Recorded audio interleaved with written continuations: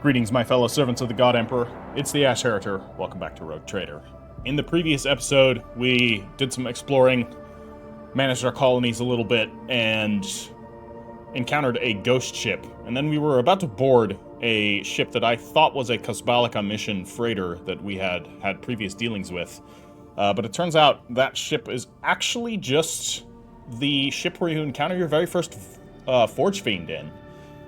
So it's kind of weird that it showed up that you can board it again, and I actually walked around through it and found nothing. However, when I left the area, it did give me an item, which was sitting around somewhere, and it's not an item that I'd seen anywhere.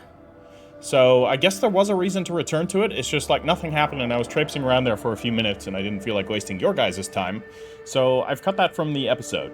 And we went back to our colonies, and we immediately have an issue here on Dargonus. So we're going to start off with a little bit of colony management again. Dargonus is crying out for aid, Lord Captain. Riots over the interpretation of scripture have broken out in several hives across the world.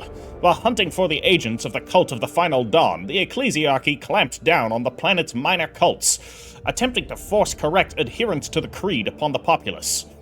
The commoners grumble about the oppression of the minor cults, even daring to claim that the holy ecclesiarchs have assumed the sole right to speak for the God Emperor. Many of the disgruntled flee to the ruins of the Scipione hive since the Foreman clan has promised them protection and support. It is even said that the Foremen supply the malcontents with weapons converted from industrial equipment in case of a large-scale clash. The enforcers and agents of the ecclesiarchy have been able to curb the malcontent so far, but the divisions grow wider day by day.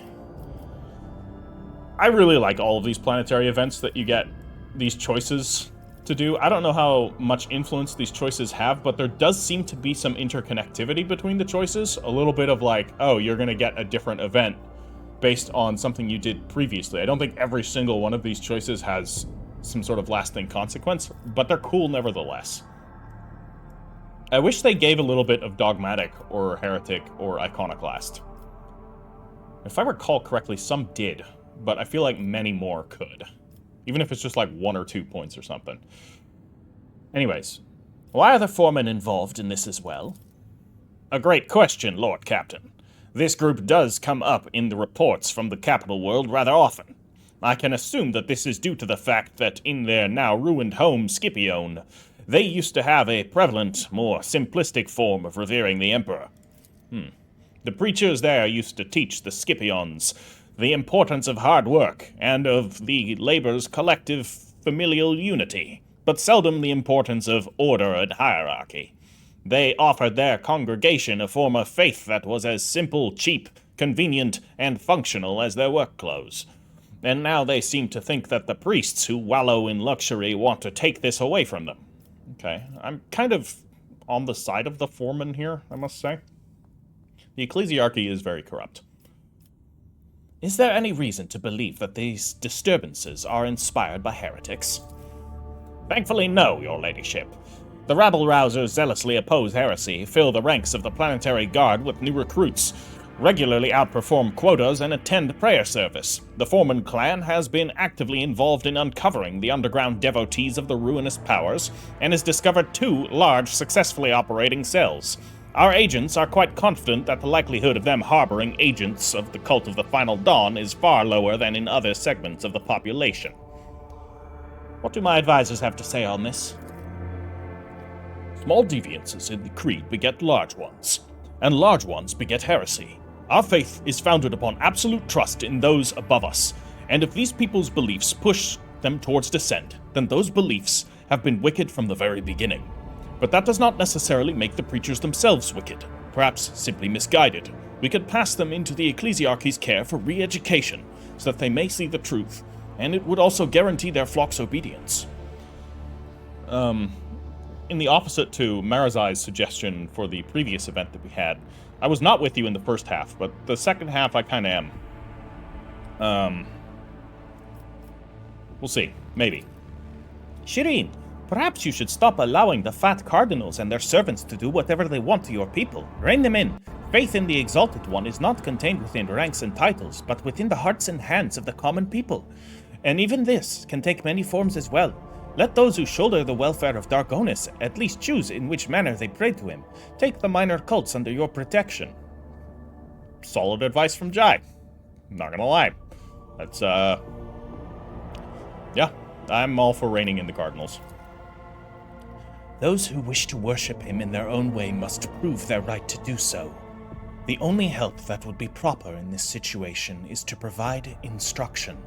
Send one of the spinners to show how they can defend themselves. They will either take up arms and protect their faith, or bow down. Not great advice. That's just going to cause a whole lot of chaos. So this would be Abelard's suggestion. We would detain the preachers, we would get some rep with the Drusians, and we would get the Book of Minor Prayers. Cannot use psychic powers or navigator powers. 85% chance to ignore damage from psychic or navigator powers. That's pretty good. Like, on anyone other than a Psyker or a navigator. That is insanely good. Ooh, tempting, but I don't know if I'm gonna do that. Okay, send a spinner to Dargonis. Baron Guidance, let us see how firm they are in their belief. I don't know. Grace of Death. All allies gain awareness divided by 10 critical hit chance. Oof, that's good. The newfound Death Cultists on Dargonis offer nightly prayers for the Undying One to guide the Rogue Trader's hand in battle. The minor cults are hereby under my protection. We would gain 1 complacency, we would get some rep with the Fellowship of the Void, alright? And we would get Patroness of the Cults. All allies gain 15 lore Imperium. This seems to be the least good option, but it's also the option that I, as an iconoclast, like the most. So we're gonna go with Jai here. The minor cults are hereby under my protection. Your mercy will go down in the annals of Dargonis, Shireen. The common voice rejoice at the news of their victory. Scoffing at the gilded priests, they offer up thunderous prayer for the Rogue Trader. Thanks to the protection of the Rogue Trader, the agents of the Ecclesiarchy were forbidden from entering the chapels of the minor cults. Terrible news from Dargonis, your ladyship. Your vigilant servants have discovered an abscess of treachery on our capital world, one that has grown far too large and could rupture at any moment.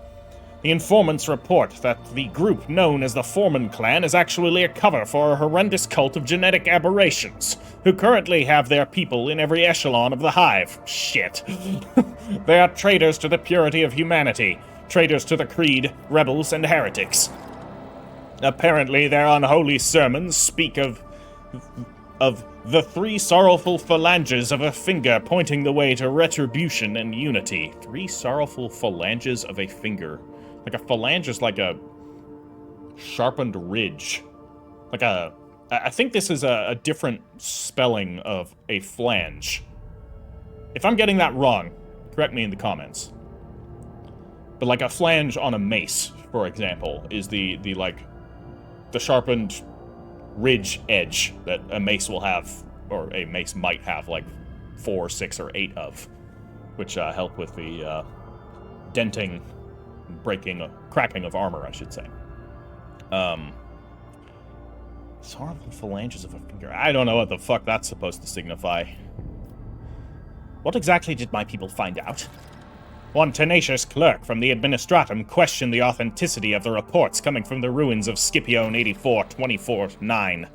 He personally observed the debris removal and entered the lower levels of the fallen hive. There he discovered signs that proved Scipione had been infected by the gene plague. Thousands of corpses of extra-armed abominations had been buried in a mass grave. Oh boy. Gene stealer cults. He also found the remains of Achilleus Scalander's people. It seems that they had noticed the signs of corruption, and the traitors, aiming to cover up their crimes, buried their misdeeds under the ruins of the hive. So this might be why the hive fucking, came crashing down in the first place. Interesting, because that just sort of happened, and we didn't really have a reason for it. Didn't need a reason for it, mind you. Horrible accidents happen like this in the Imperium all the time, and I would have been perfectly fine without being given an explanation. But tying it into the DLC story, and hold on, there's a buzzard circling around outside, and it looks pretty cool. Anyways, yeah, tying it in with the DLC story is awesome. On the way back, the clerk's transport was destroyed, but he miraculously managed to survive. Now the heretics think that they have covered their tracks once more, and so they continue their plots, oblivious and unprepared for our attack. What is this mutant plague that has affected our capital? A horrendous distortion of the human form. It seems that they have spread their poison by biting and enslaving their victims. Some of them are indistinguishable from normal humans, while others are disgustingly ugly. The heretics hide them away from prying eyes. They seem to be connected by a common consciousness and are absolutely loyal to the despicable cult. The astropathic choir master of Dargonus has suggested that the cult may be behind the extermination of the Psykers on the planet. He can sense the ghost of a powerful consciousness of some sort. Oh boy. The astropaths we have forced to serve on Dargonus are afraid. They do not wish to become a living shield if the enemy launches another psychic assault against us. I fear that this line in our defense is quite fragile. And the Foreman clan is the cover for this disgusting cult. Indeed, they probably began by recruiting workers. It is easy to blend in with the laboring riffraff. Posing as a union of technomats, they were able to conceal their secret operations and infiltration into the upper echelons of power. Each new crisis allowed them to gain more of the trust and resources. More of our trust and resources, yeah, and they succeeded. And most despicable of all is that they have perverted our faith. They revere the God Emperor in the form of the four-armed monstrosity. Their prayers are full of hatred towards those in power and promises of a reckoning when their dreadful deity will come and equate them with their oppressors, as in, everyone gets eaten. Hooray. With us, that is. Many fools and troublemakers have fallen for their lies. Living in the secluded labor settlements of the ruined Scipione, they could act with impunity, but at least it prevented them from infecting the hives as severely as they could have done. When your ladyship stood up for the minor cults, they received a golden opportunity to recruit more openly to their ranks, which are now brimming with fools who have yet to realize that they are partaking in a heretical conspiracy. Heinrichs, what are those mutants?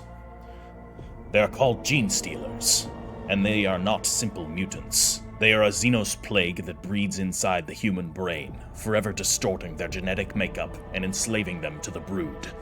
This is much more threatening than the Drukhari fleet that ravaged the capital earlier. If they are on Dargonus, then they will try to overtake the entire planet sooner or later.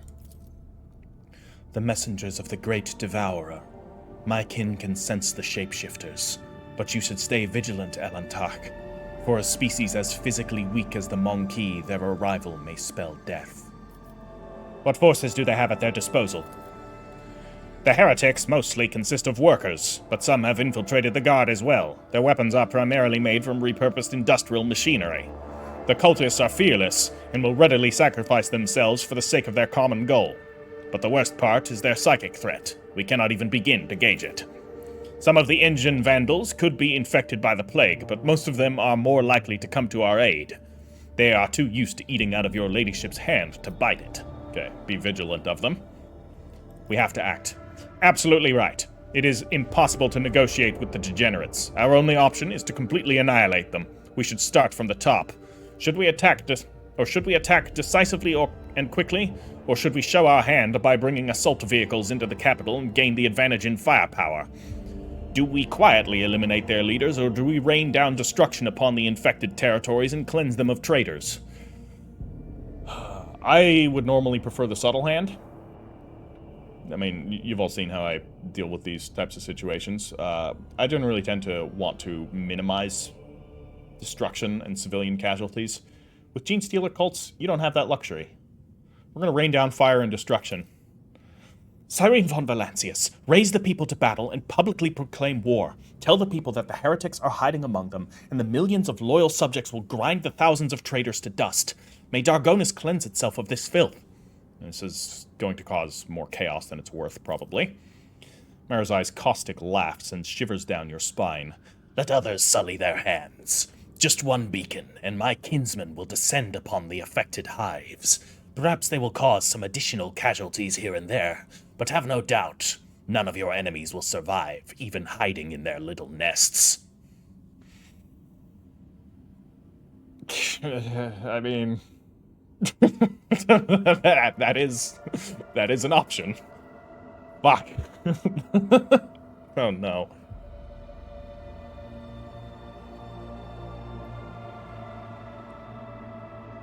Oh no.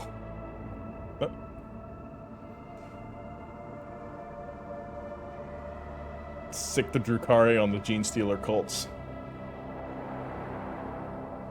That's potentially a double win for us, because if Gene Stealer cults begin, I mean, they can't infect Eldar, I think. Actually, maybe they can. Are they specifically bred to infect humans? Are Gene Stealers specifically bred to infect humans? That I do not know. Feel free to give me an answer to that in the comments. I don't consider that a spoiler, that's some backlore stuff. Because if we could get a Gene Stealer infestation in Kimura, that'd be great. In either case, yeah, like, we'd have to be very careful. This would be a risky move. But with Gene Stealer cults, there's no such thing as a not risky move. Everything you do against them is, it's kind of all or nothing. We'll see. The cleansing should be thorough. A good few wrecks of dead ships still linger in orbit after the day Xeno scum attacked your world. Command your fleet to pick them up and send them plummeting towards the nest of this spawn trying to encroach on your domain.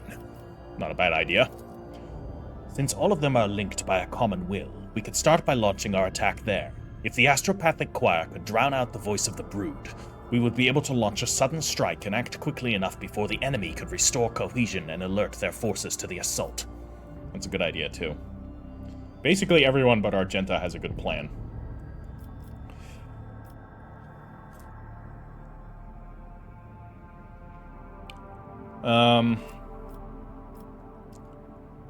Argenta's plan is just going to cause ungodly amounts of casualties. And I don't think we'll solve the problem.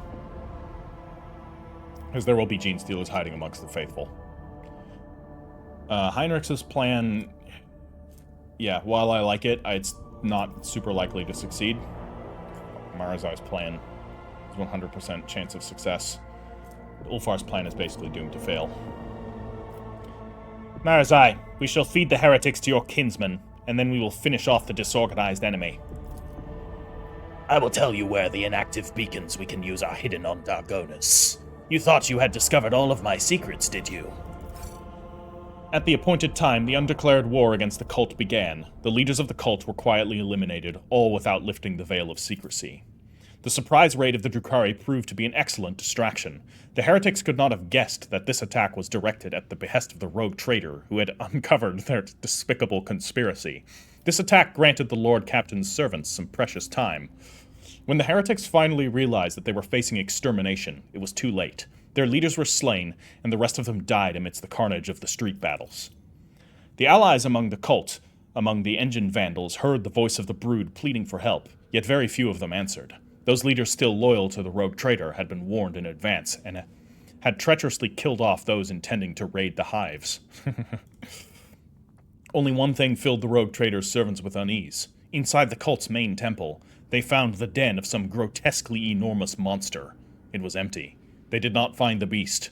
If the Emperor had been merciful to Dargonus, the monster would surely have perished in the fires that had engulfed the hives during that cycle. Uh-oh. The Broodlord's still alive. That's not good. Okay, well. Tainted Phylactery, 25% critical hit chance against Xenos. That's pretty good.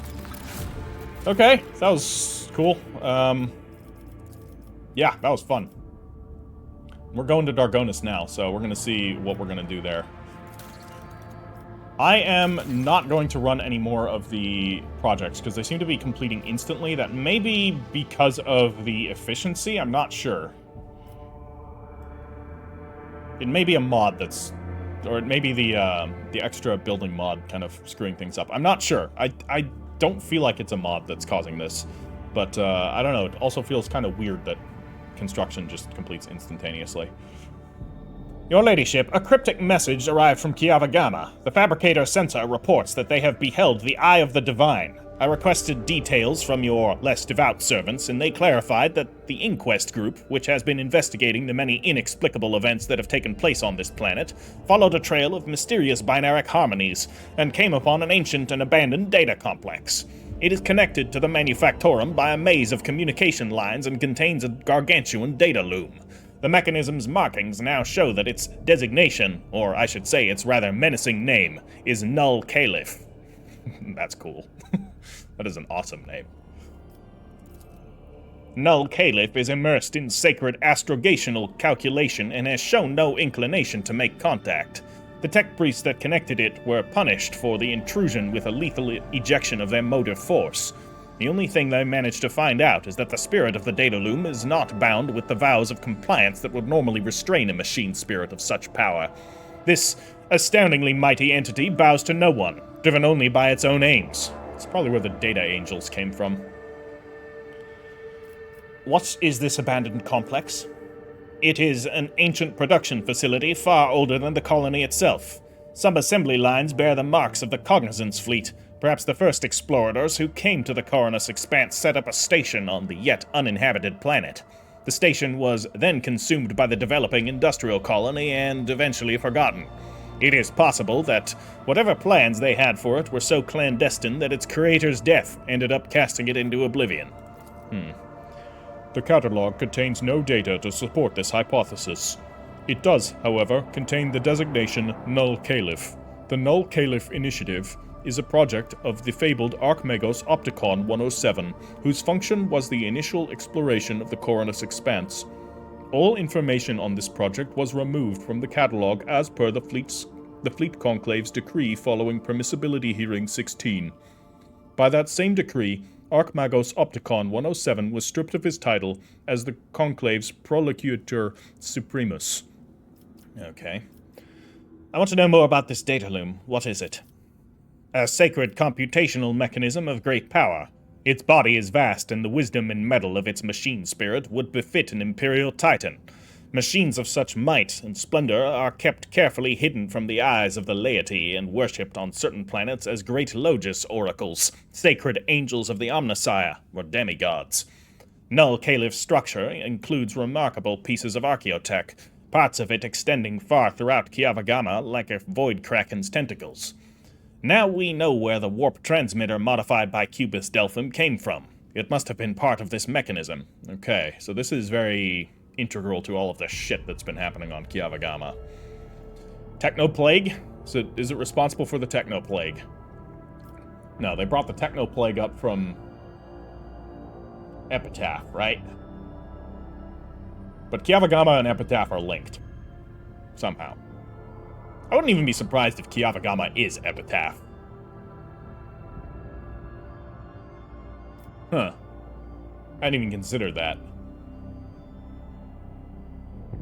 We'll see, though. Probably not, but it's a theory. Don't correct me on any of this lore stuff that's relevant to the game. That would be spoilers. The data angels that we encountered earlier were born of its cogitational might. Full of vigor, they soar around its computational aura, which radiates into the noosphere. Their response to our presence has been favorable thus far. Alright, let's not piss them off. Do we have any idea at all what it might be calculating? Yeah, so if a small piece of it was being used by Cubus Delphim to calculate the future, what is the whole thing capable of?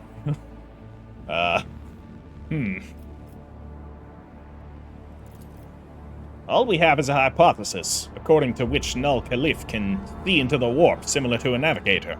Yeah.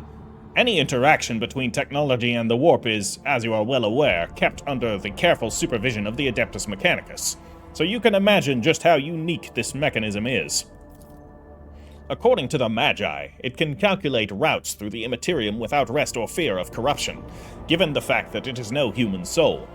They claim its power is comparable to that of a Novator of a Navigator house. Apparently, Procedure 0C was initiated by this mechanism to integrate Magi with high psychic potential in order to expand its own computational capacity. Okay, So, you know, everyone has a psychic signature, right? And only those of a certain psychic potential can actively manifest psychic powers. Well, I say everyone has a psychic signature. Not including the nulls, or untouchables. Interesting that Null Caliph is called Null Caliph. A little weird. You know, Null is like void, zero. And Caliph is, of course, a religious title for the Islamic world. It's kind of the Muslim equivalent of, like, the Pope. It's very different, but it is the head of church for certain sects of Islam. Not every sect of Islam recognizes a caliph. But anyways, I don't know what it might mean here. Interesting that, yeah, this is cool. Right now, its calculations are severely hindered due to the weakened state of its computational powers. We assume the termination of Procedure 0C contributed to this. I gotta wonder if this is at all linked to the device that Cassia has. I mean, it's clearly, there's some similarities. It's like an artificial navigator, which would be hugely beneficial. Particularly if it could ever self-replicate itself. That would, well, it would doom the navigator houses, for one. And again, maybe not, I don't know. Would the Imperium fully trust a almost AI navigator in the warp? I feel like that could go wrong. Anything can go wrong. 40k is fucked, guys. Have you tried communicating with it? The Great Calculator seems indifferent to mortals. It has expressed a lack of desire to interact with us or destroy us. Well, that's good. We have studied the new spheric remains of the tech priests who dared to reach out to Null Caliph. Their minds contained excerpts from the dictates of Procedure 0C. These traces were brimming with anger. Okay. Also, should be noted, it is consuming tech priests with any form of psychic potential. That is a bit concerning. Makes sense given what it's trying to do. Let's check what our advisors think of this. The great machine spirit that identifies itself as Null Caliph bears potential as a valuable ally, one that could replace the need for navigators comprised of fallible flesh. We must make contact with this holy entity, for to do so is to honor the Omnissiah's tenets. That the tech priests who have the audacity to disturb Null Caliph were deprived of their motive force is a testament to the might of its data voice. I hold the knowledge to create a mediator that could interface with the fearsome machine spirit and ease the burden of its revelations on unprepared minds. Oh, do you? You just know how to do that, huh? Why? How? When did you learn this? Pascal, continuing to be sketchy. If it stares into the warp, then it's vulnerable to attacks from the warp. Never thought I'd ever suggest something like this, but if we want to make that machine obey us, we should assault it through the Imperium.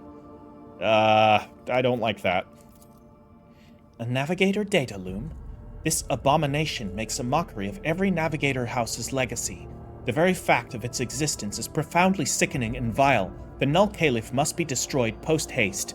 Allow me to send word to the other navigator houses they will waste no time in dispatching their forces to destroy this monstrosity. I don't know if I want to do that either. I do kind of want to make an alliance with it. So this would give us the Cogni Simulacrum EF Ultima Octodecimum. We gain 25 logic.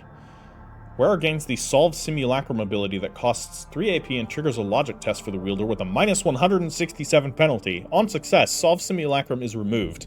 The Cogni Simulacrum is destroyed. The 25% bonus is lost, and the wearer permanently gains the Paradox Solved feature. The character can use their heroic act regardless of their momentum without spending momentum. What the actual fuck? That is insane. I mean, getting it to work is insane.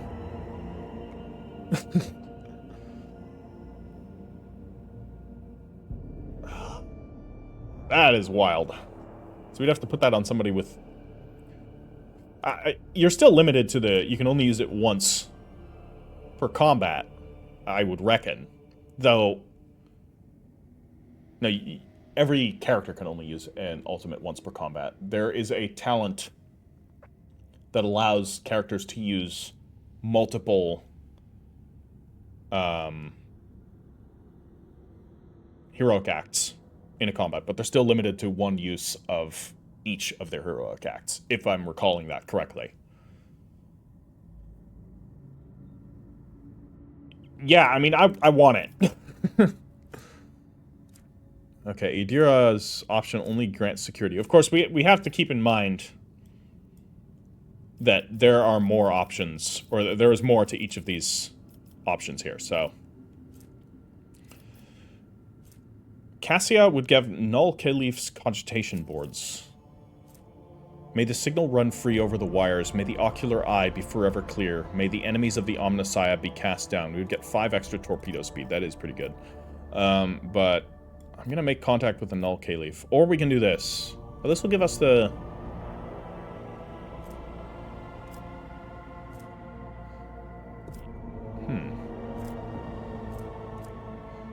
Is this a 100% chance of success here? Can I fucking see what we got going on? 70% only.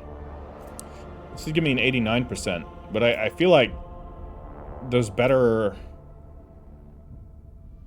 We'll be better served by doing this. Don't fuck up. No! Request approved. Transferring revelations on the Mediator's creation. Magos Pascal Hunemans imparted his secrets to the Omnissiah's servants on Kiavagama, allowing them to assemble a mediator device that softened Null Caliph's voice. The Magi then prayed to the mighty machine spirit, humbly asking it to make an alliance with the rogue trader and share its mysteries. Null Caliph's answer was harsh. It did not wish to be distracted from its sacred calculation or offer its capacities to aid the rogue trader. Only the countless, lavish gifts offered to the Dataloom persuaded it to share minute grains of its wisdom with mortals. Well, I don't think we got our reward, unfortunately. That is a huge shame. Well, that sucks. Let's get out of here.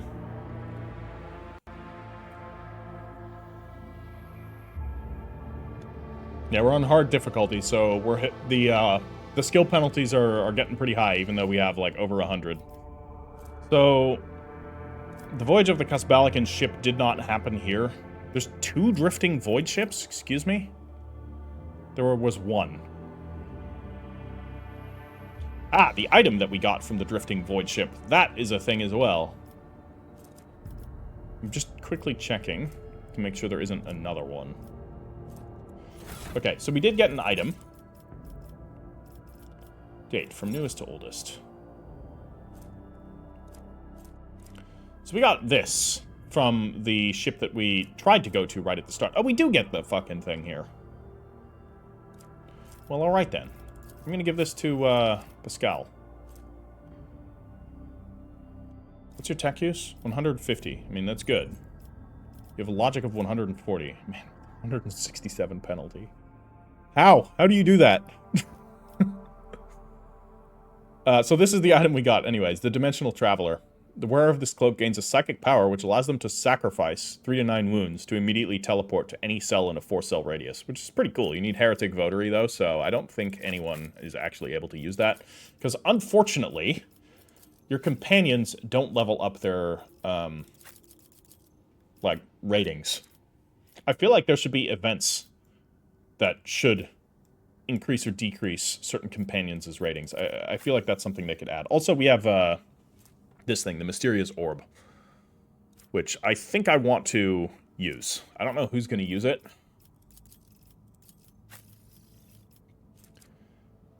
I want to use this thing. Oh, this does grant 25 logic. So hold on. What's this one? Not that big of a deal. This puts his logic up to 165. We still can't succeed.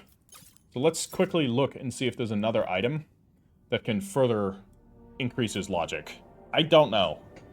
I don't know how you're supposed to do this. There's got to be a way, though. Well, there's that.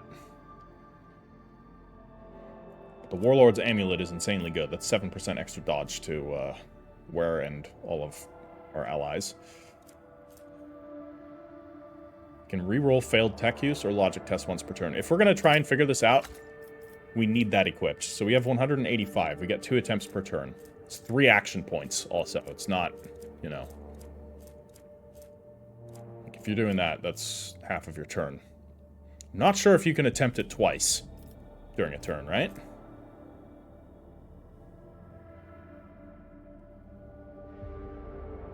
I don't think you can use abilities twice in the same turn. But man, if we could get Paradox solved on Pascal, that would be insane. Just looking to see if there's any other things that can...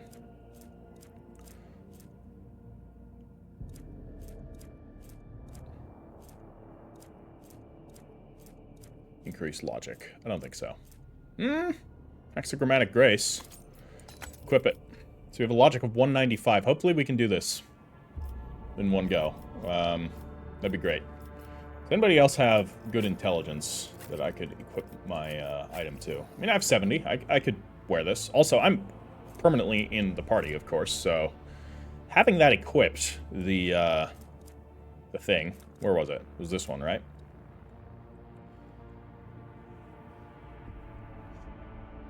It was definitely not that one. It was this one. I think that's better than the honor insignia, to be perfectly honest. Okay.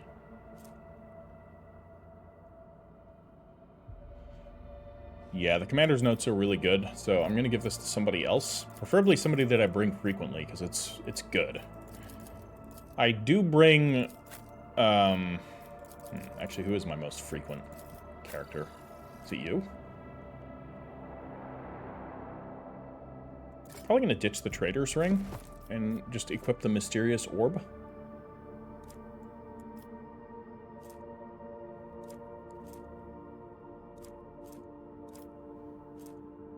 And the Trader's Ring, a liquefier shot. You know, it's somebody that has good ranged attacks. Okay, the Shadow Field I think I want to keep. That's pretty good.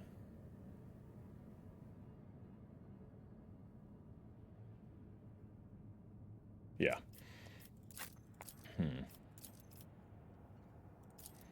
You can shoot well.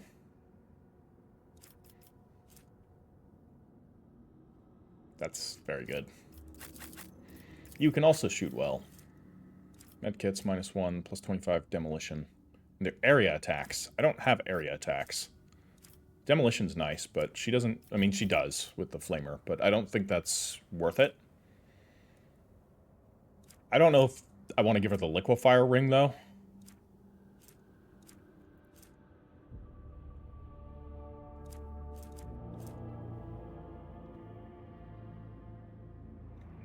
Ooh. Volition inhibitor. Works with... You know what? Let's try that. I want to try that. That seems interesting.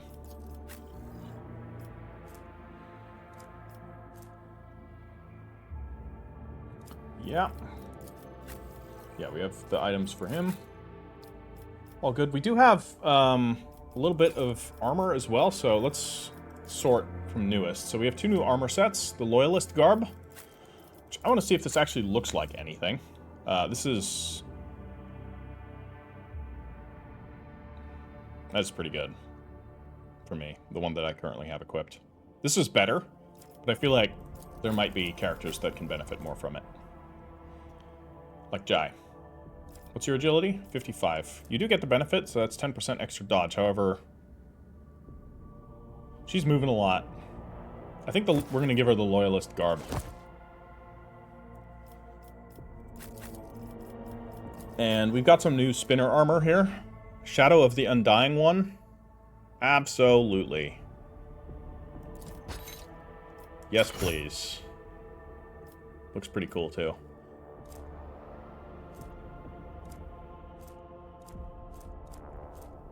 Tainted Phylactery. That's too circumstantial. This is also not particularly good. Psi rating increased by 1. 20% extra damage with psychic powers. I mean, that's going to Idira. Cultist Hood is fun, but I think I'm going to give her the Ethereal Visor, because it's going to up her psi rating by an extra point, which is going to be pretty gnarly. Alright, we're good to go, at long last. Sorry for all of this stuff. I love tinkering with this game. It is... The builds, all of that type of stuff, it is so much fun. While traveling through the Imperium, the crew on duty in Loading Bay 7, it's right next to Loading Bay 6, where something awful happened last time, heard what sounded like the hissing of a giant snake. The terrified workers sent out a Vox message, then locked themselves in a shipping container and welded it shut. The response team sent to the bay found no signs of warp activity, but unfortunately by the time they arrived, the workers had suffocated. Well, that sucks.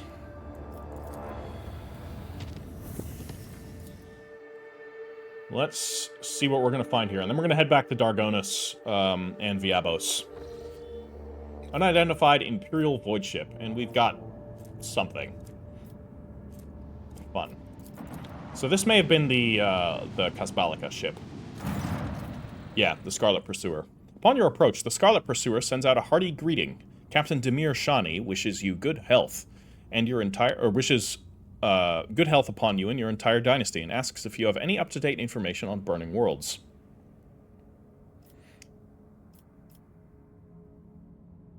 Let them know you have no current information on Burning Worlds, but that you are willing to sell any you may obtain in the future.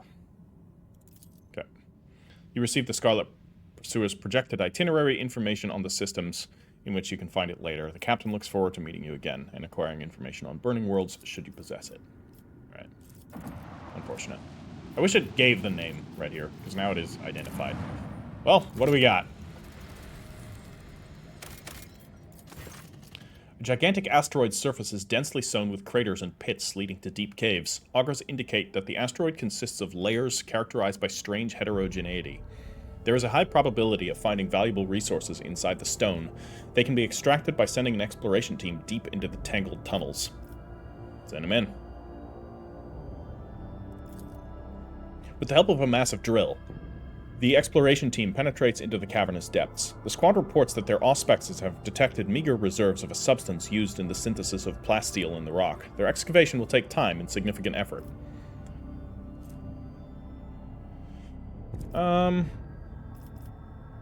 Ignore the paltry resource deposits and move on. We don't need more plasteel.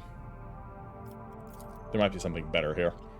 The noise vibrations caused by the instruments have disturbed strange currents inside the asteroid. A transparent, viscous substance steams down from the porous walls of the cavern, slowly filling the caves. The squad's auspexes raise the alarm. A prolonged stay in these tunnels will undoubtedly result in the toxic liquid destroying the gear and equipment. Despite this, the explorers suggest blocking the livelier streams in order to leave them with enough time to fill several canisters with the strange substance. Later, the Magi alchemists will no doubt be able to synthesize many useful chemicals from it.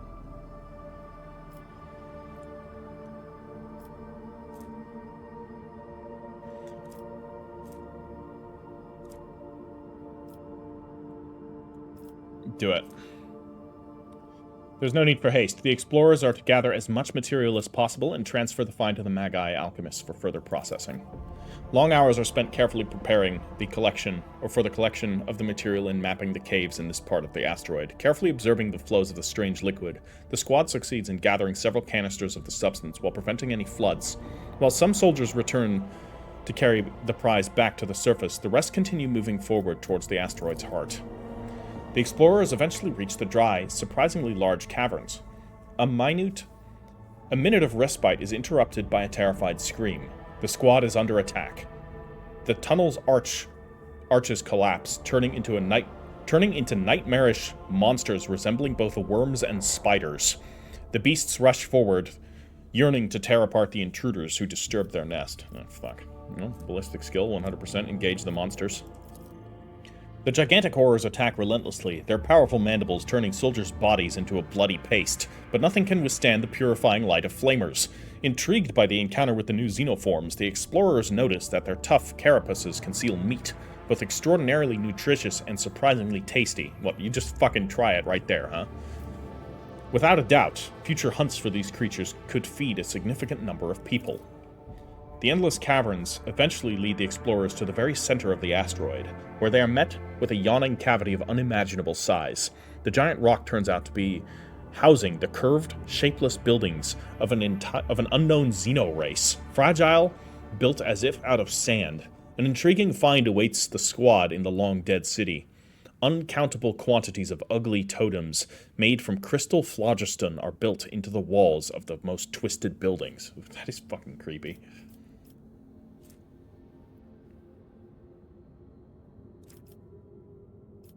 Order the collection of the Xenos totems. Phlogiston is too valuable to leave here. What could possibly go wrong by collecting weird, creepy totems from a long-dead Xenos race entombed in an asteroid in a crumbling city that's made out of sand? I see nothing that could possibly, nothing bad could come of this. All for one phlogiston? Is this great risk for little reward? Absolutely. Do it. With each crystal effortlessly removed from the dilapidated sand walls, entire blocks of the city collapse. It does not take long for the cavity inside the asteroid to fill with a thick, dusty fog. Further recovery of the phlogiston from the crumbling ruins will take more time. Okay. Well, that was creepy. Let's get out of here.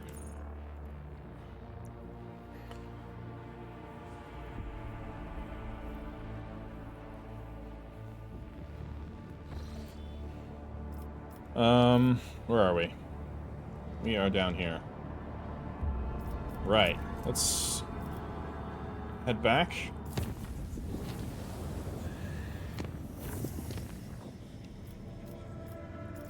And back again. I did forget one thing. And I forgot it here.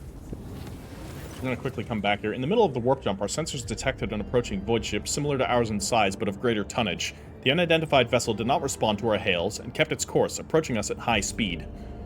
We can try to avoid a collision, 65% chance of success, or we can shoot at it. Let's shoot at it. The shell hit its target. The unidentified ship held its course for a moment longer, and then it vanished, leaving only flashes of light in its wake. A single projectile is not enough to destroy a ship of that size. What's more, our ship collided with no debris. It's like it was never there. This is what I forgot to do. There are no new routes here, but we got a new Navigator's Insight, so that was worth it. Can we get Navigator's Insight from here? I reckon probably not. Let's just go back this way. Hopefully we don't encounter any more. Ship's enforcers notified officers about a strange insect-like creature appearing on the astropathic chamber deck. The entity was destroyed, but the incident was recalled a few days later when one of the astropaths lost his mind, shrieking about a splitting headache. The Psyker perished shortly thereafter, and the autopsy revealed the presence of countless bloated larvae consuming his brain. The corpse and the insects were safely disposed of. Great. Wonderful. Alright, we're going to Telecos Epsilon. I don't think there's any further reason for us to be here. So we're going to head to the Silence of Mare Segret. There's a space combat awaiting us. So let's head there. And take out these pirate rapscallions, or whatever the hell they are. Where is a space combat awaiting us?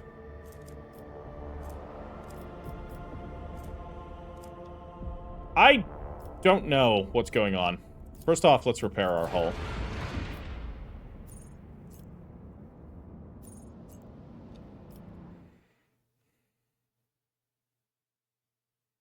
It's a little weird.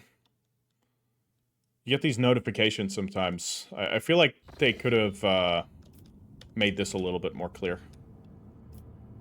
Anyways, to Langren's Belts. There's an unidentified beacon on a snow world. Hopefully. Yeah, what? I don't know. I don't know, guys. Let's just go here. See what there is to find. Hopefully something.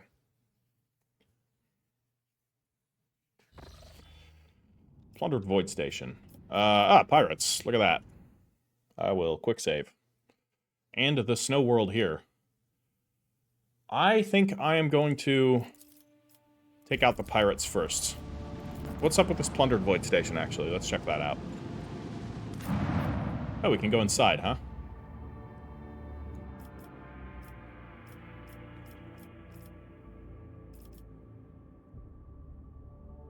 Cassia coming along?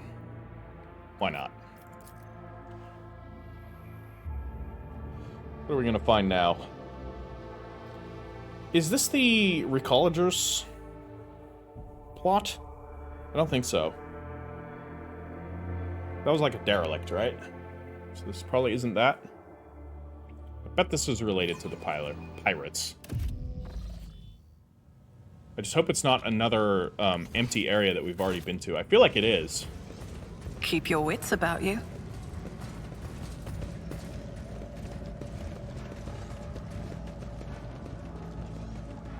I kind of wish they would remove areas from the map so that you can't revisit them once you've already explored them. Or at least tell you you've already explored this place.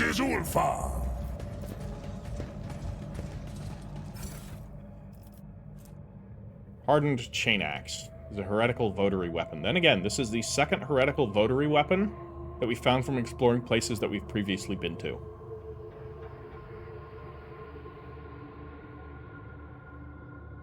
Which is weird. It's 2 out of 2 places we've been to that we've then found somehow heretic weapons at. Odd. I'm gonna throw this in my cargo. I do not need it. It's a dimensional traveler cloak also. I'm gonna hold on to it.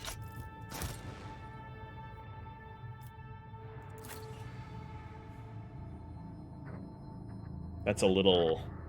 Like, are we being followed? Has somebody just been stalking our steps? A heretic, no less?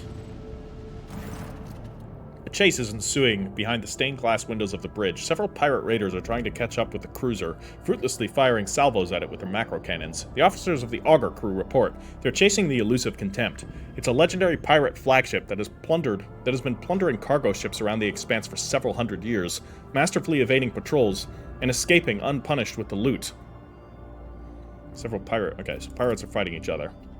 Shelby, the proto-speculator, the elusive Contempt's captain, addresses you via Vox. In a cheerful, almost affectionate voice, he thanks you for the high-grade resources mined from the Von Valancius extractiums, and also for your invaluable assistance in his escape. As soon as Shelby finishes his speech, the elusive Contempt swiftly enters the warp, and a powerful salvo intended for his vessel explodes against your void ship shields instead. They dare to attack a rogue trader. Prepare for battle. Well, let's take out some pirates. Always exciting. Let's get ourselves a nice void battle here.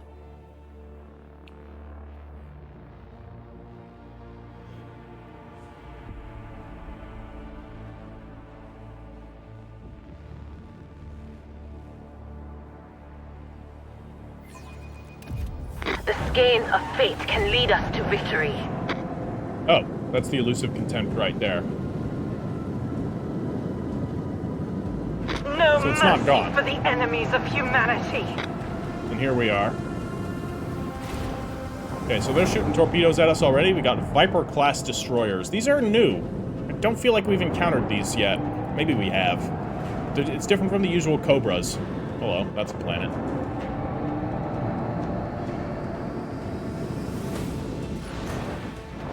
Oh man, there are many.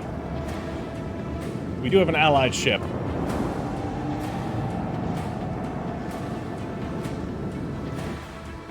Lucicerinius. So we can run straight in between them, thus avoiding the torpedoes. But before we do that, we can try and lance some of these already. We have the Godsbane lance battery that we can already make use of. Or we can fly like right here. Maybe here? Or there. Let me check to see what... Yeah, so that would put that in arc there, but not this. We'll put this in arc, and we'd have arc on that one over there. Okay, this looks fine. This looks... What about here, though? This is also okay. No, go one further. Do it. Coordinates set. So we're flying in. We are going to immediately give this one Every shot counts. a couple of macro cannon strikes, and then I am happy to vaporize it with a lance. Goodbye. One down. You're gonna get it from here. Wow, almost dead. And then, well, if we go like this, we have it in arc again, so I can now take it out with this gun. All hands. The other one Prepare for acceleration. is going to survive. That's okay. Where are the rest of them? There are more. There's always more. Can we launch fighters? Yes, but why would we do that now? I don't know. We don't have any other guns available to us. Could launch torpedoes, but I also don't see much point in doing that. We could drop a warp wave on this guy. Should do a bit of damage to it, but I don't know if that's worth it. Maybe it is. Send it around the opposite direction. Okay. End our turn. Let them come to us. Our ally is now going to engage that ship. Do no damage to it. Very nice. Hopefully it doesn't... Oh, no. Oh, that was close.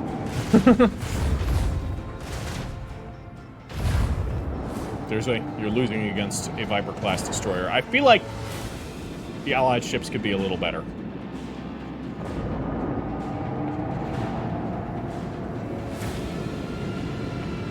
Alright, we can take that one out. Is the elusive contempt going to attempt to escape? Has been revealed. Where we tread, the unfaithful fall.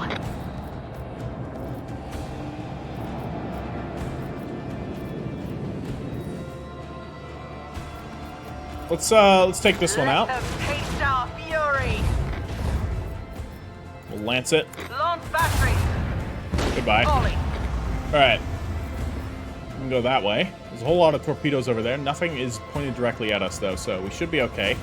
Our prow batteries will be useful, so let's go all the way this way. And I think we can, I don't know if shooting torpedoes is going to be supernova. worth it at the moment. Reload our lances. It would let us finish that one off. But I feel like there's better opportunity for doing that. If I go there, I do run the risk of potentially getting clipped by that torpedo. I don't think it can move that fast, though. But if I do that, I will be better suited to use my own torpedoes. So we're going to do that right now. Stop the pressure. And then I'm going to go this way. Just to make sure that we're out of range. I'm going to expeditious reload.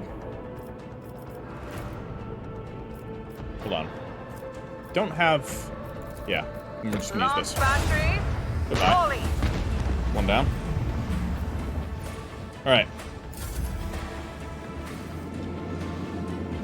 Torpedoes are coming for us. And they're destroyed.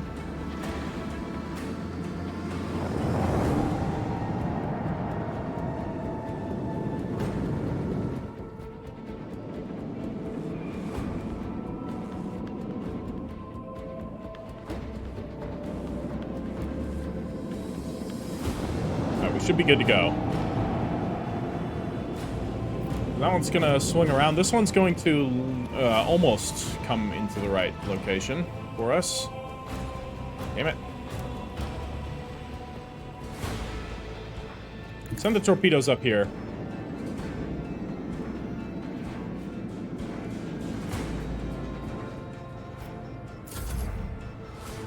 And you're about to find out why. Sure you can guess why already. Fly this way. Engage the engines.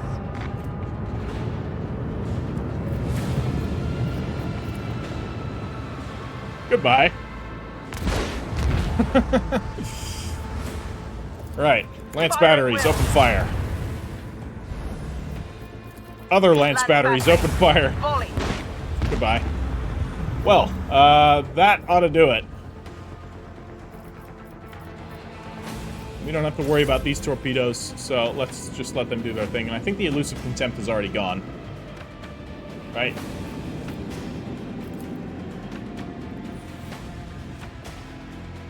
No one can Battle is outmaneuver over. House Orcelio. Nice. We got some ancient machinery.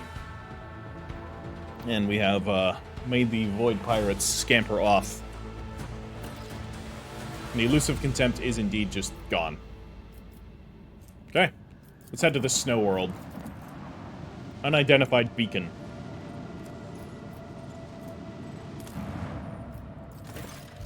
Immediately after the ship approaches close enough to the planet, the strange artifact from the homunculus's laboratory activates. Trying to receive the incoming signal from the planet's surface, the black faces of the prism have started to emit a pulsating lilac light. The Augur team reports that the source of the signal is a small beacon which cannot be studied from orbit. A group of living organisms is detected around the beacon. Send a scout team to the source of the signal. A disgusting sight unfolds before the scouts. In a sinister, high-fenced enclosure, hideous mutants crawl and writhe. Hundreds of ugly beasts, their shapes vaguely reminiscent of humans, squirm on several pairs of deformed arms and legs. Incapable of attacking or doing much of anything else beyond crawling in the dirt, the creatures are riven with endless pain which seems to feed the Drukhari beacon at the very center of the pen. A pulsating lilac light flows from the beacon.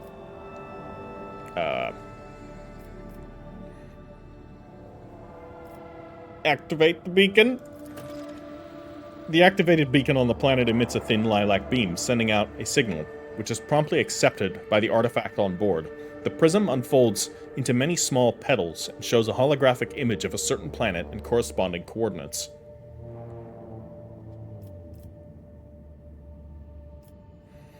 Bring the beacon to the ship. Alright.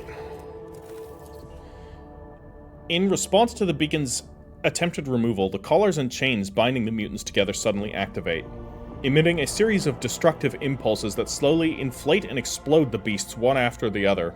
In nightmarish agony, writhing and shrieking from unbearable pain, the homunculus's victims are finally granted their deaths and long-awaited freedom. Yeah, that's nice. Well, thanks, Drukhari.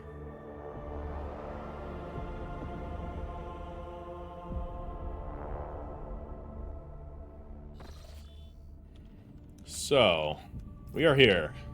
We could head up towards Mundus Valancius. I think that's what we're going to do. So we're going to head to Muro 79 first. Artificial orbits detected. The Explorer Void Station and a gutted Void ship. We'll have a quick look at those. I think these are all places we've been to. Like the Explorer Station we've for sure been to. The Void ship isn't here anymore, so let's just quickly stop by. Maybe there's something we can do to interact with them now. Because we couldn't before. They just basically told us to fuck off. Oh, we can give transuranium. Alright, we'll leave. That's where we can do that. Alright. We got what we need, or, well, we didn't get anything, but let's move on to the home world. The capital. Mundus Valancius. No, that's Mundus Nullius. That's Mundus Valancius. That's fine. There's, Ooh, Laotian's Passage. There are some unidentified ruins up here, but we'll approach it from, Mundus Nullius instead. And there's a one-way road. Whatever that means. Let's have a look.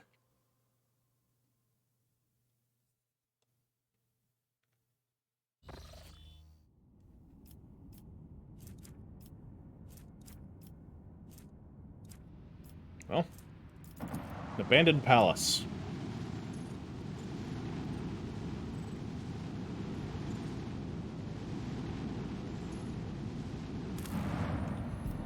Oh, we can send a team.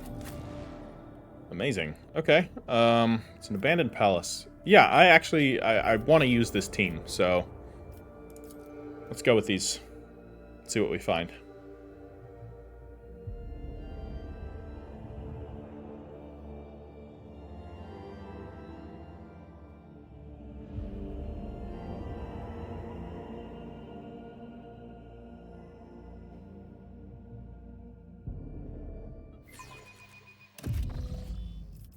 Okay. Well. Rise to the top, or get left in the dust. Oh, we got some goods up here immediately. There's lots of goods here, actually. I hear noises that are a little concerning. Bonebreaker Maul, one-handed mace. That's a pretty good one. Make a toughness test or fall prone and gain a random trauma. Alright. On hit. That's pretty good. Okay, warp grenade. Excuse me? Oh, that's gnarly. And, okay,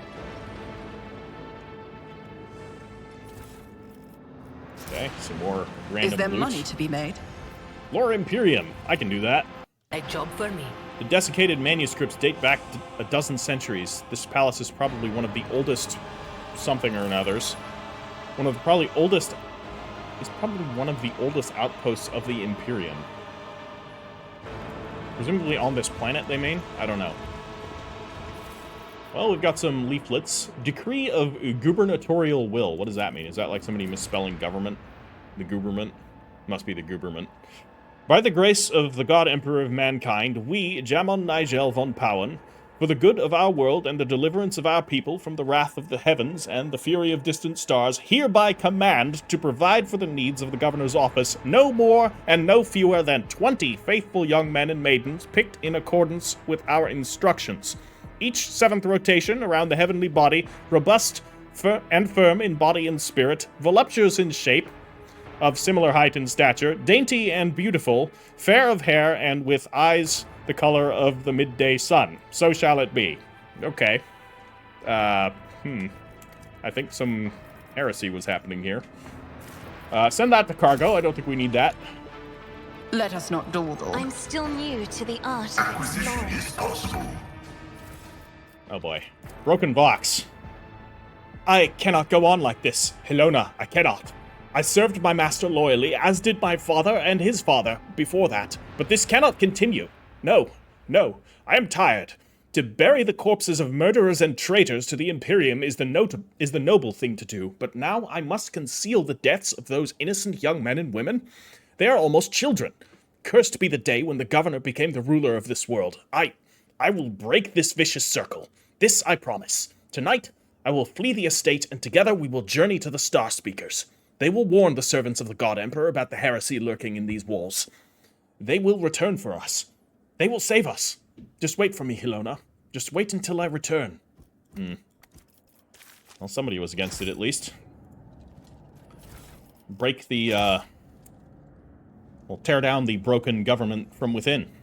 Isn't that right? I feel like a current major world power, several major world powers could use something like that happening right about now.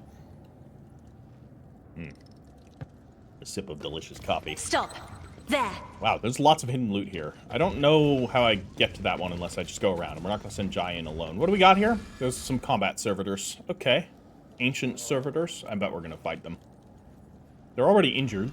Always keep your eye on the prize. And again, they don't seem to be reacting to us. We can communicate with them, and I will, don't worry. But we'll tech use this first. My pleasure. Grab some loot, and then we'll grab more loot. I do like loot. And more loot. That doesn't look good. That looks like some heresy happened here. And then again, this can't be that old. Like, these bodies are oh boy, corrupted noble. Okay. A lushly dressed, vaguely human-like carcass sits reclined in a massive Calixian oak armchair. Calloused brownish-blue patches cover the dead flesh, overlapping one another like snake scales. One of the hands, claws of exposed bone, supports a grotesquely bloated face. This feels like... so there's like a corrupted noble lineage in the Calixis sector. They're part of the Dark Heresy book. I cannot remember what they're called. Feel free to comment if you know. This feels like this might be a reference to that, because the Calixis sector is right nearby, so... The creature's chest remains motionless as its eyes stay tightly closed, and yet the muscles on the distorted face twitch ever so briskly when you approach. Yeah, it's not dead. What? Cassia covers her mouth with both hands, trying to speak quietly even as her body is shaking. The Lady Navigator's wide-open eyes are brimming with terror. I want to leave this place, right now. Why? Uh-oh. Who are you? Speak up. The creature's eyelids flutter open, staring or searing you with the unnatural glow of its yellow pupils. The disfigured lips twist, stretching the smile wider and wider until the skin bursts with a sharp snap, revealing row after row of pointed teeth.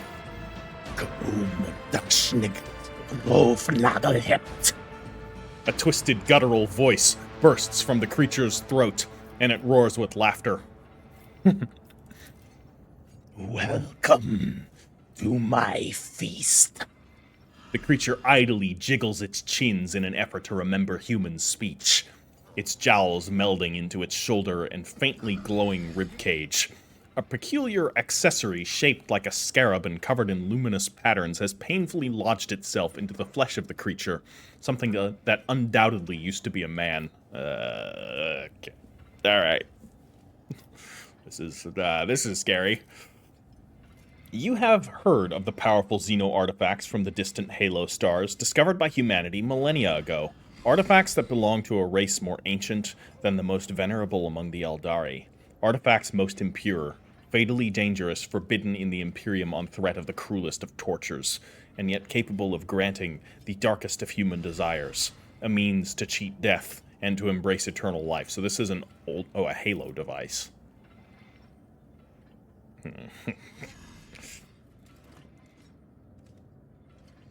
Yeah.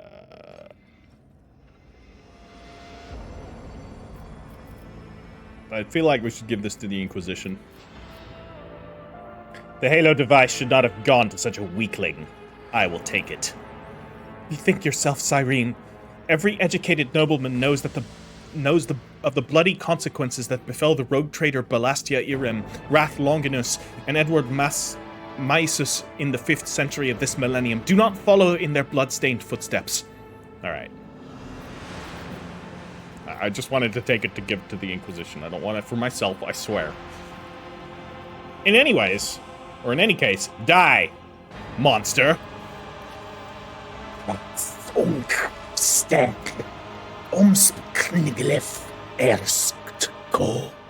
MJ. The Elucidator fails to interpret the twisted speech taking root in your mind like a pestilent weed. The creature contentedly smacks its lips.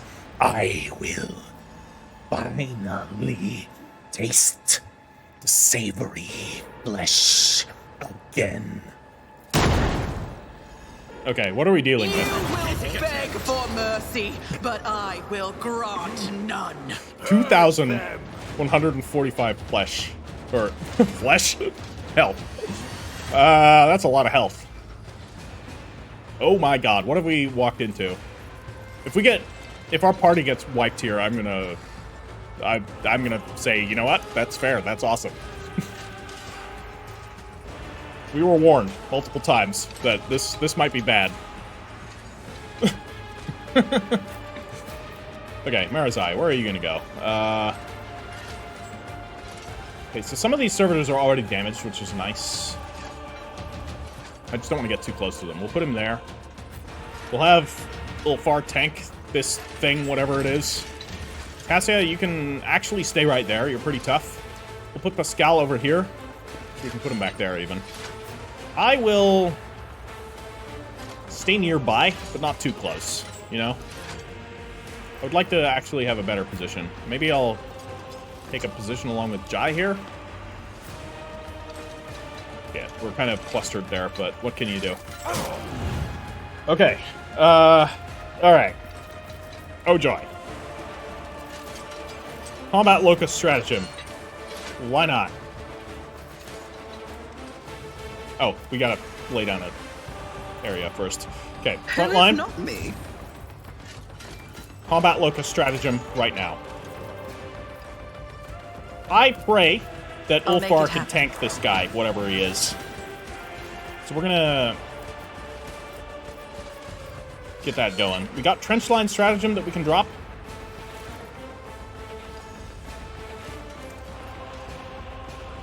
Damn it. That's really good, but not good for what I'm trying to do there.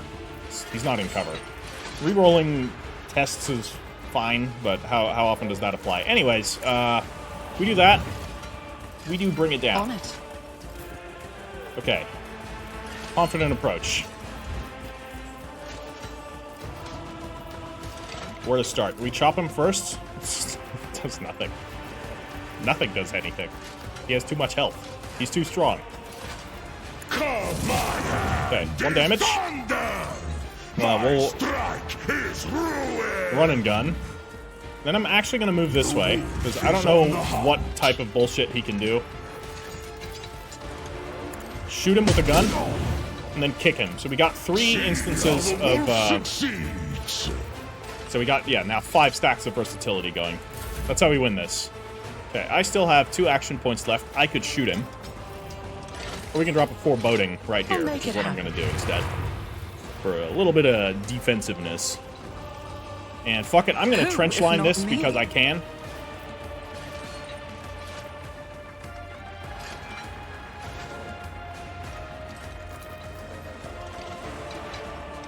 $16 temporary hit points. It's not much, but I'm going to do it. I got an extra action point left. Why the hell not? Okay, so we've got Machine Spirit Banishment that we could drop on some of these servitors to start with. We can also drop some extra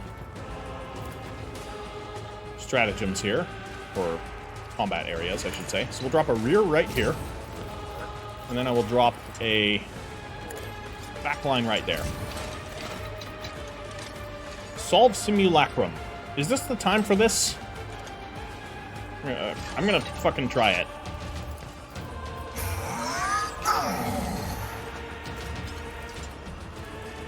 It worked. He did it. First try. Awesome. Okay.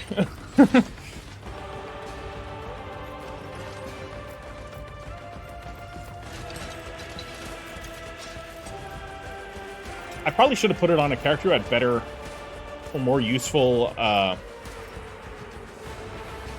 heroic acts. However, this will make me use Take and Hold a little bit more. And that could be fun.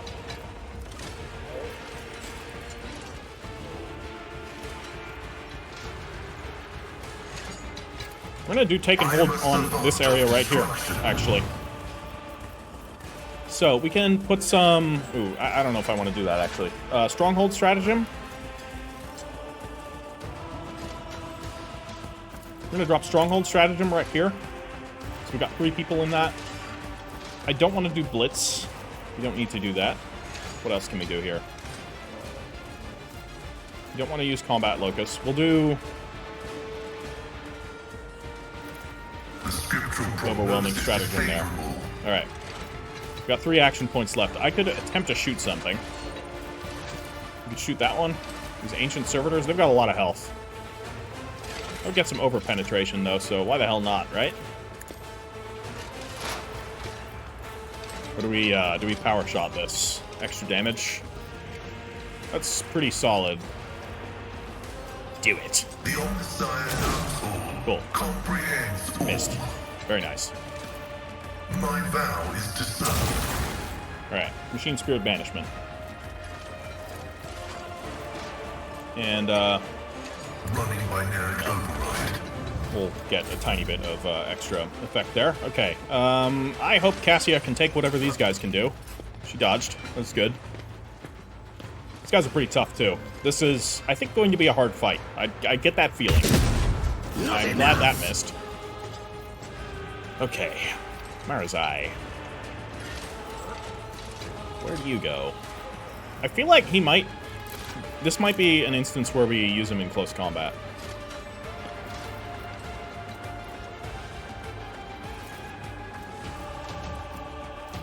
What's his ability chain here? Yeah, we do this. Don't distract me. Joyful Torture on himself, and then we exsanguinate himself. And, what I think I'm gonna do is actually run up, and we gotta start doing some damage here. So we're gonna hit him with a strike. It's gonna do damage, to be sure. Or do I stand here? We have the combat locus. I'm gonna make use of the fucking combat locus. Run over this way. Easily bypass them. Okay. Overwhelming stratagem is applied. That's nice. What? We can run and gun. So what we're actually going to do is run and sword. And then I'm also going to drop a where it hurts. This is going to trigger all of these things to go haywire here. And I don't think we need to do any of the rest of this. Hit him. Don't distract me. That's damage. Build. Okay. We gain 30% armor. We use the ossifactor. Minus 20 agility. I'm gonna do it. Okay. Okay. I am a little concerned. But we'll see how this goes. Ulfar's turn. Alright, we can burst attack here, which is gonna do some work onto this guy. 95% chance of hitting. None can. I have become Okay. the All-Father's Solid. worthy Kick him. instrument. Chop him. Or do we wildfire that? I may as well chop him, I think. My hand Okay. is thunder. We're doing damage. My strike is ruin. We could throw a crack grenade as well, so we could... I want to hit 2 of them. I don't think it's worth throwing the crack grenade if we only tag 1. So we'll wait on that. Okay. Oh, we did hit that one. Nice. They're missing. I don't even know what you were trying to shoot there, buddy, but if it was the wall, you hit it. Congrats. Okay, Cassia. We're going to move her into this area, actually, and then I'm glad I brought her. I feel like this is the time that we bring an overpowered character. Okay. Oh, we've got... Oh, yeah, look at that. Scourge of the Red Tide. We got some Isn't new this a job abilities. for the serfs? Okay, so we got a fun zone here.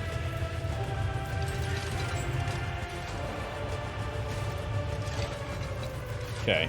We got 3 extra action points. So we could drop a lidless stare right there.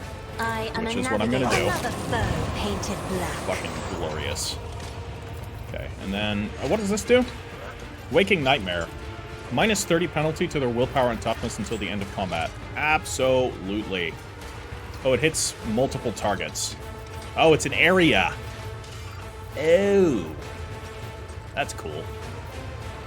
That's really good. It's just not good right now. Alright. Isn't this a job for the serfs? Glimpse of Fate on Marazai. And then, what is this? Press the advantage?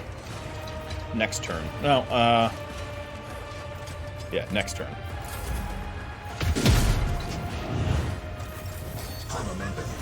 We got momentum. Do I Finest Hour Cassia? Before I Finest Hour Cassia, we're going to buff Cassia. So I'm going to run Watch Jai my over here. back. She won't be in cover anymore. That's a little risky, but she can move back, I think. Okay. So we got that. Oh, yeah. Tell me, and it is done. Oh, yeah. Linchpin.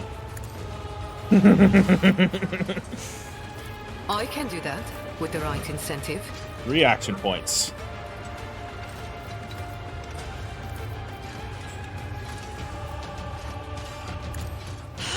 Lidless Stare? Oh my god.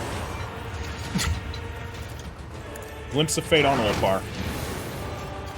And we have 59 stacks of tactical advantage. Watch where this is gonna go.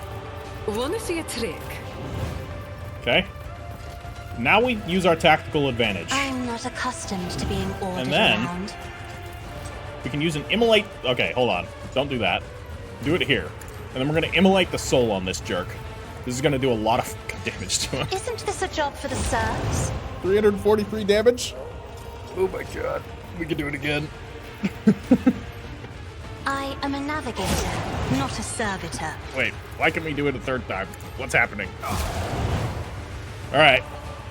Well, that did work.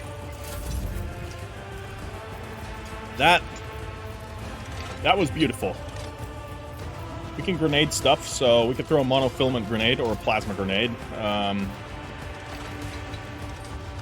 not quite in the right position for that. However, we can move into the right position very A moving easily, so target I'm gonna lives do that. longer. And then I'm just gonna... We gotta get rid of these plasma grenades, so You've got a screw it. I'm problem. just gonna throw it. I've got a prize. There we go. Overwhelming strategy is applying as well. Missed. Weapon at the ready. What you doing? Oh, you walked into the area there. Okay. My turn, huh? Let's move our front line. Okay. And let's drop combat I'll locus see to it stratagem once again. personally. And we don't need trench line stratagem there. So, what else can we do? Well, we can voice of command. I mean, I'll now make it happen. Marazai's in a good position to do some damage. So, let's do that. Good prescience him for extra, extra perception as well. Just maximize the damage potentials up to your gun. And why don't you drop a where it hurts? This is gonna hurt too. Like, this is gonna hurt a lot. This is gonna do a lot of work. Behold. First, joyful torture yourself because, you know, you're weird like that. Okay, there's a chance you hit Ulfar with that. That's definitely a risk Marazai's willing to take. I don't know if I would, but... Kneel before me, prating. that damage. Oh my god. Exsanguinate yourself. Grace and malice. Oh my god, that was fucking gnarly. Pascal. Why don't you move over there? Yeah, go activate that calculated fury algorithm. And drop a machine spirit communion right there. If you would. What else are you gonna do? Well, we could plasma these guys. That is potentially good. We can also stronghold stratagem in here. Let's actually drop as many of our stratagems as possible. Gotta say, stratagem play is fun. It adds a... You know what? Combat locus that too. Why the fuck not? Sure. Get some of that going, and... now we can't use the blast. That's A-okay, whatever. 56 damage. It's something. You got 2 stacks of exploits on you, so we'll do a free exposed weakness there. It's not going to accomplish all that much, but hey, it's something. And Machine Spirit Banishment on the Ancient Servitor. Okay, solid. So we got a couple coming in from this side, but they're nice and slow, so... And they can't hit anything. Zai's turn again. What do you know? Don't Do the usual. distract me. Torture yourself. Behold. Where it hurts. Watch. Yeah, watch this. Oh, there's a 4% chance you hit Ulfar. It is hand. He is almost dead. Terror. I cannot believe we chunked through all that damage. Okay, switch to your melee weapon, actually. Behold. Okay, Gift of Torment. So we should have extra armor and dodge, and maybe even some deflection going. Ulfar's turn. Kick him into the area? That is hilarious. Okay, swap to the bolter. Oh, yeah. Rapid fire that first. Cops play. Okay.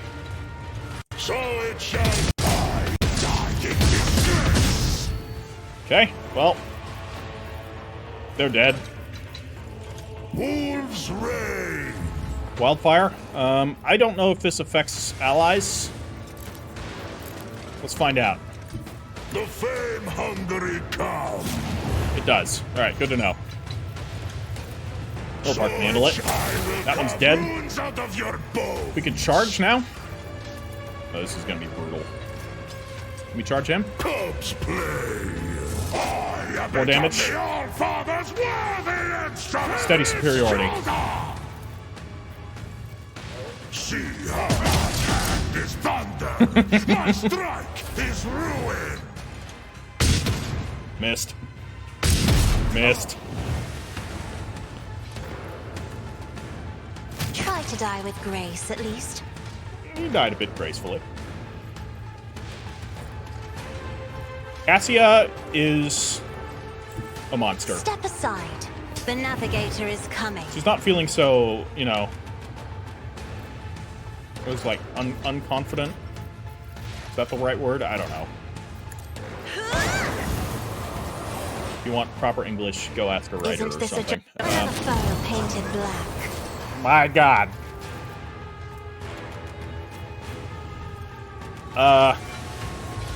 Oh, I wanted to hit him with that.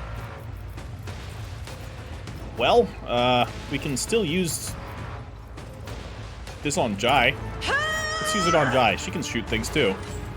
You have your pitch black desolator. You can take that one out. Don't get too cocky. Request a mandatory ocular augmentation. Sorry. May have forgot that fires in a beam. I'm very sorry. Who gets Air of Authority?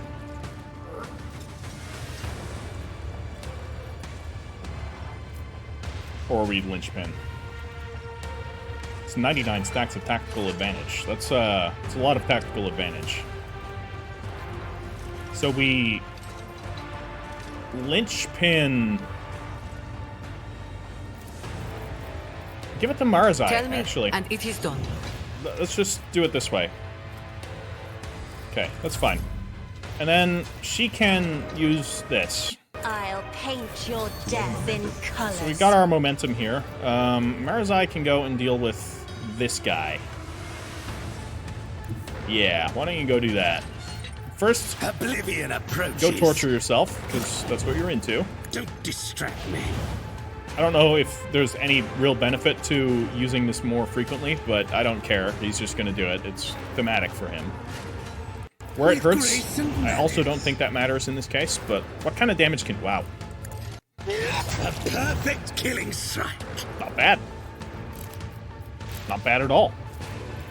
You could snipe that one for some damage, or you could full auto him, too. Oh, yeah. Oh, yeah. You're not even going to hit Ulfar with that. I revel in your terror. And do it again, I guess. Kneel before me, tracing. I should have sprinted into the, you know, sprint into there anyways, just in case. With grace and malice. Should have done that first. It's alright. I think we've won. Jai's turn. So what's left? There's that one over there. There's this one. He's gonna die. Why don't you go this way? Let's start off This with battlefield air is good for my lungs. finish the job Going here. somewhere. Yep, job's been finished. You're dead. Can you shoot that one? No. Out of reach. Most unfortunate. Well then. Can't give Marzai an extra turn. That makes me real sad. Here's what we can do. We can voice of command Cassia. You jest, No, we can't. surely. We can voice of command Pascal. Then we can bring it down on Pascal. And hopefully he's got angle on this guy. Oh, he sure does. Do you have angle on the other guy? You sure do. Oh, joyous day. Why don't you overcharge plasma that jerk? Significant value. Yep. That he is gone. And then you can machine spirit banishing this one. Everyone is doing their job here. And it feels good. This feels incredible. The combat in this game is so fucking good. Okay. Cyrene, you know what? Go there. Okay, go here. Yeah, you got line of sight. Here's what's gonna happen. You're gonna pop that one. I'll see to it personally. Okay, you tried. You did all right. I don't want to say you did good, because that was objectively not a very good shot, but it wasn't It's as bad. good as done. Why don't you do this now? Give Jai a turn, and let's let Jai finish the this jerk off. I can do that. Never fight All right. fair. That was insane. And a really fun fight. Corrupted Noble. Halo device. Well, I've got it now.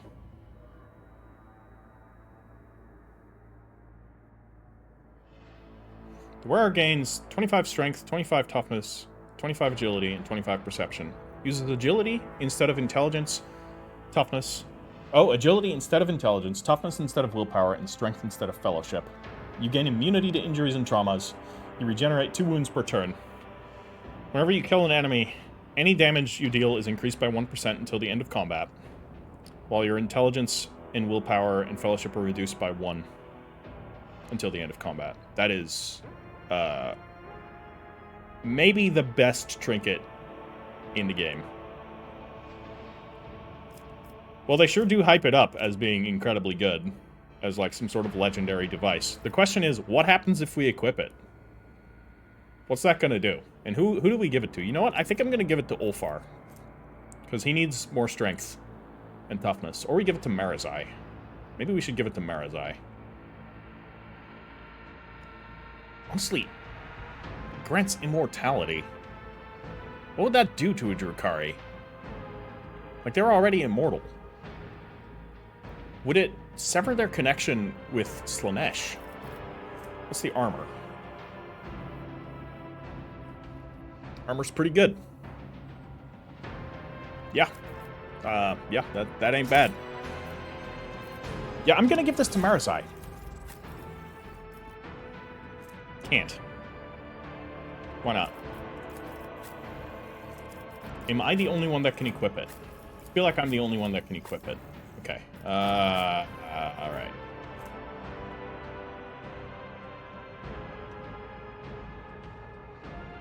I feel like this is a bad idea. If I'm the only one that can equip it, I reckon there's going to be story implications for putting this on.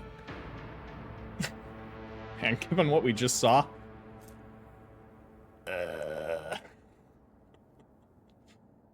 I'm going to hold on to it. I'm not going to equip it. I don't want to find out what happens if you put that on. Where is the armor that we just got? I don't think it's as good as that armor, so screw that.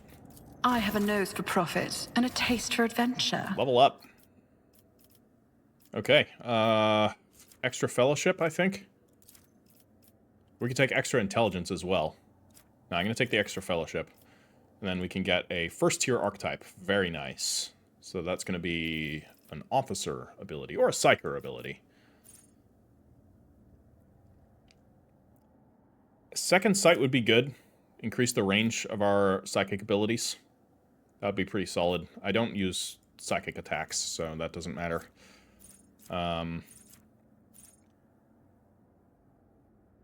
This would be pretty good, too. So that's definitely an option. However, let's look at our officer abilities.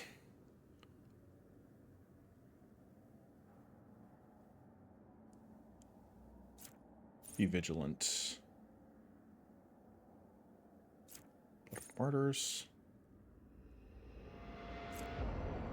The Blood of Martyrs could be good, because I do use her heroic acts.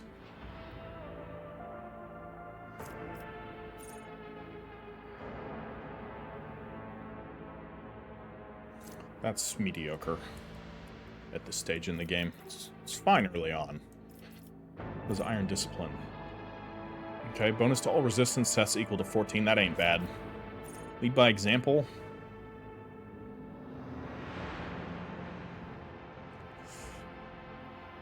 Ooh. Problem is she only has 2 officer abilities. So, and one of them grants an extra turn, so this will never apply. Unless you can get another ability with her. Can you actually... Oh, you can. That's a second-tier archetype. Can you get another first-tier archetype? Yes. As a matter of fact, you can. Okay. I'll worry about that later, then.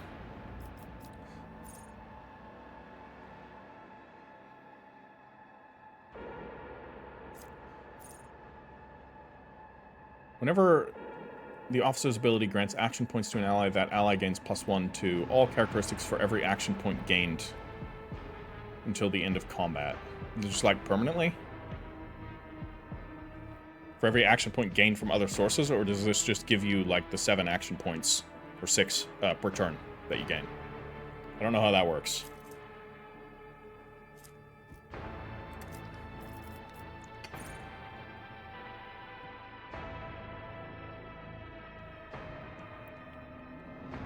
That's really good. Physical encouragement, because that's going to allow people to move after being targeted by Bring It Down.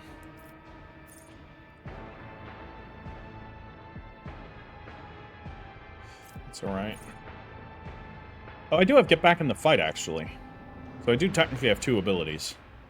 But I feel like, does Get Back in the Fight grant an extra turn? I don't think so. That removes a fresh injury.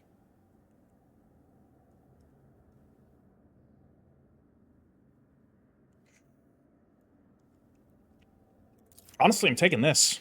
Removing injuries is really nice. Marazai. This is going to be probably ballistic skill. Your ballistic skill's 65. What's your weapon skill? 75. I'm going to give you the ballistic skill. And then we are going to take... let's see here.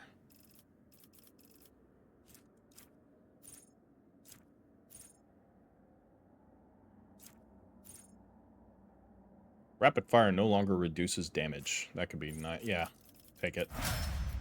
Jai. Extra fellowship? I think. And I'll give you physical encouragement.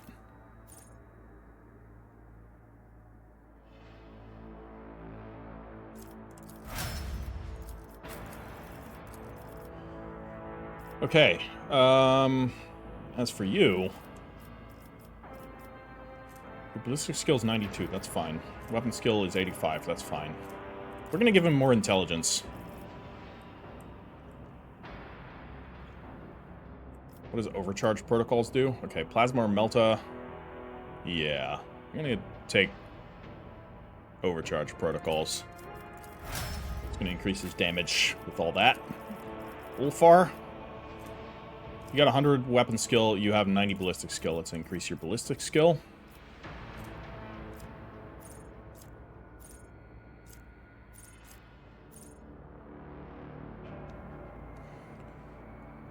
That's going to render him immune to many... Like, if he gets less than 8 stacks of any of these damage over time, he's taking no damage from it. That's kind of good. I don't know if it's that good, though.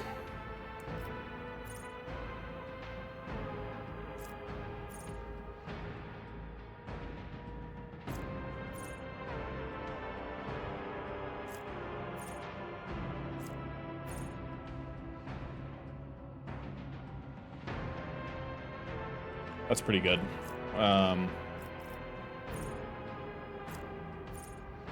Oh yeah, swift slaughter, absolutely. Cassia, what do you need? More willpower. Or more perception. Take more willpower. And we can give you... What does Perilous Ways do? Enemies moved by the... She doesn't move enemies. She can move allies now, so that's something. While under the effect of any navigator powers, enemies have their armor reduced by 21. Yeah, okay. Sure. Why not? Alright, well, that's done. And, that was fun. It was really cool. I always have a backup plan. Super sinister area. And love the lead up to that fight. I kind of wish it was more dangerous. It just had a ton of health. I wish it could do a little bit more, to be perfectly honest, because I felt like it was still pretty easy. Then again, I think my party is relatively well built. We'll head over here and grab all of this stuff. There's bound to be a little bit more here. Oh, hello. Enforcer light boots. Whenever the wearer parries an attack, they immediately strike back at the attacker. If the attack deals damage, the wearer performs a kick to push the enemy away. Holy shit. That's going to Abelard. It would be good on Ulfar as well, mind you, but I don't know if we can actually equip those.